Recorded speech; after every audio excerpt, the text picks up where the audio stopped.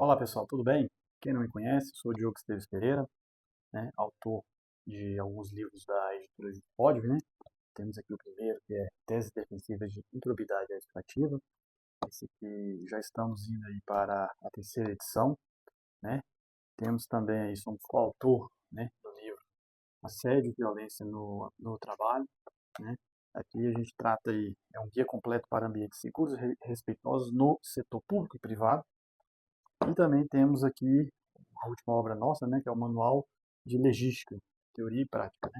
Então, vim aqui primeiramente apresentar aí meu livro, me apresentar, eu sou advogado, tenho experiência aí na administração pública há mais de 15 anos, e hoje vamos falar um pouco aí sobre o acordo de não persecução civil, né, improbidade administrativa, que está na nossa obra de improbidade administrativa, né? Quem tem a obra aí é o capítulo 19, né? Capítulo 19 da obra nós apresentamos aí teses definitivas e esclarecemos alguns pontos aí do acordo de não persecução civil, né? Atendendo aí a pedidos, né, de colegas, de advogados, a gente teve aí várias mudanças, né, com a Lei 14.230 de 2021, né?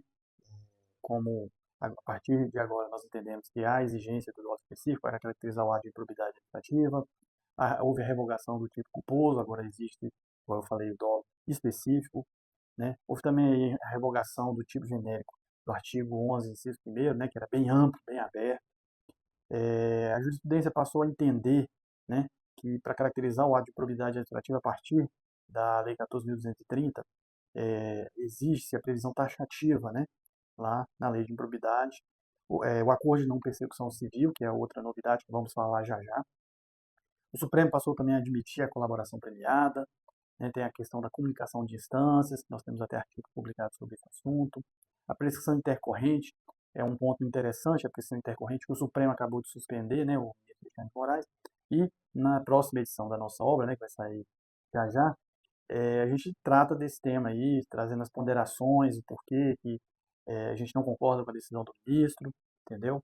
Enfim, é um tema bem interessante para quem tiver interesse poder estar olhando aí sobre a questão da prescrição intercorrente.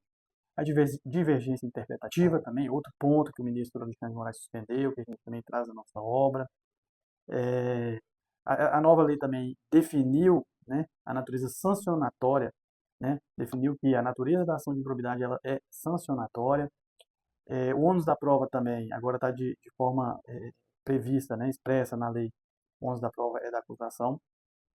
Houve também a previsão da vedação da distribuição dinâmica do ônus da prova, vedação também da revelia, né? Então essas são as principais mudanças e vamos agora falar um pouco sobre o acordo de não persecução civil, né? Que é objeto do capítulo 19 da nossa obra.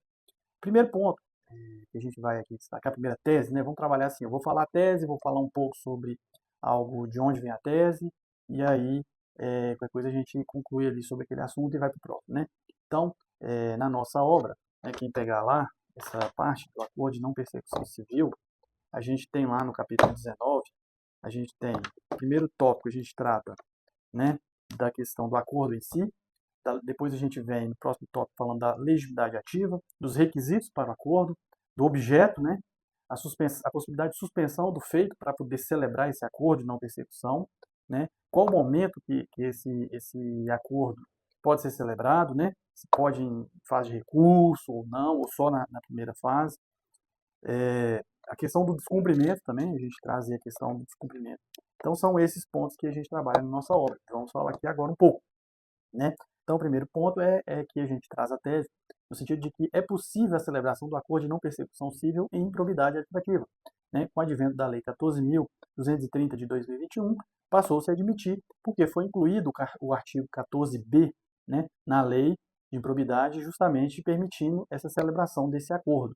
Uma questão interessante sobre a legitimidade ativa é justamente o seguinte, que na lei, quem for olhar aí a Lei de Improbidade, né, com suas alterações, vai verificar que só há previsão de legitimado só do Ministério Público, né?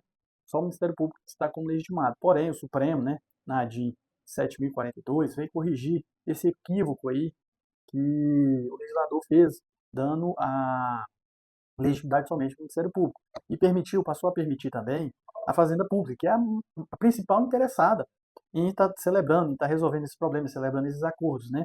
Então, assim, a partir do julgamento, né, da, dessa ADIM, o Supremo passou a entender que não só o Ministério Público, mas a Fazenda Pública também pode celebrar o acordo de não persecução civil, em se tratando de improbidade administrativa. E aí a gente apresentou a tese na obra, né? A legitimidade ativa para a celebração do acordo de não persecução civil no âmbito de improbidade administrativa é concorrente e disjuntiva entre o Ministério Público e a Fazenda Pública lesada. Então, tanto o Ministério Público quanto a Fazenda Pública podem celebrar esse acordo de não persecução civil no âmbito da improbidade administrativa. Após tratarmos da legitimidade, a gente fala um pouco dos requisitos, né? Quais os requisitos? Tem requisitos específicos? A lei também traz requisitos para poder caracterizar, para poder celebrar, né, esse acordo. Então, vou aqui trazer as teses que a gente apresentou e depois eu comento uma por uma logo em seguida. A primeira tese que a gente traz dos requisitos é: para que seja celebrado o acordo de não persecução civil, é necessário que haja o integral ressarcimento do dano e a reversão à pessoa jurídica lesada. Ou seja, para fazer o acordo, né? Então, como os bens públicos são indisponíveis, né? Então tem que haver esse integral ressarcimento. Não é possível que se faça um acordo e nesse acordo não haja previsão de fazer o ressarcimento integral do prejuízo causado pelo ato de improbidade, né? E também outra questão que é importantíssima, né, também que é exigido, né, está nesse primeiro ponto, é a questão da reversão. Esse bem é revertido para quem? Para a União, para o Estado, para os municípios, para quem? Para quem foi lesado, né? No caso de um ato de improbidade administrativa praticado no âmbito da União, aí essa reversão vai ser para a própria União.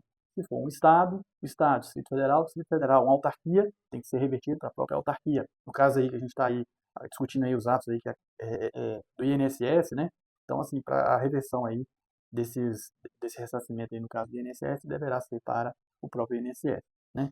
Então, são esses requisitos, está na lei, tá? Está previsto na lei esses requisitos. Então, quando for celebrar aí, tanto o Ministério Público, Fazenda Pública, quanto também os advogados, né, que cuidam da defesa, né, do réu que está sendo investigado por ato de improbidade administrativa, deverá se atentar a prever, né, no acordo esse integral ressarcimento do dano e a reversão para a pessoa jurídica lesada. Outra tese que a gente traz é o seguinte: para a celebração do acordo deverá haver a oitiva do ente federativo, aprovação pelo órgão do Ministério Público competente para apreciar as promoções de arquivamento de inquéritos civis, se anterior ao ajuizamento da ação e homologação judicial. Aqui no caso é o seguinte: por que tem que haver a oitiva do ente federativo? Porque é o ente federativo que foi lesado. Então, se ele foi lesado, ele tem que também se pronunciar, até para poder falar qual o valor efetivo do dano, né?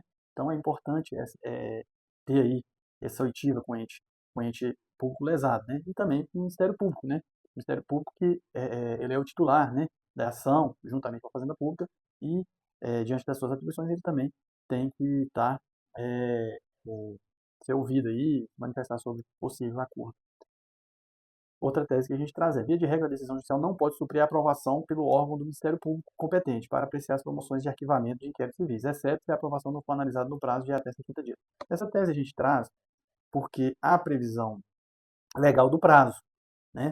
Então, a celebração do acordo a que se refere o CAPT, que é o parágrafo 1º do artigo 17b, fala o seguinte: a celebração do acordo a que se refere o CAPT deste artigo dependerá cumulativamente, né, de aprovação no prazo de até 60 dias pelo órgão do Ministério Público competente para apreciar as promoções de arquivamento de inquéritos civis, se anterior ao ajustamento da ação. Então, se porventura o Ministério Público não analisar, né, no prazo legal, aí o juiz tem que suprir. A gente não pode também deixar aí, né, porque a gente tem que respeitar aí a razoável duração do processo, então não pode deixar de eterno.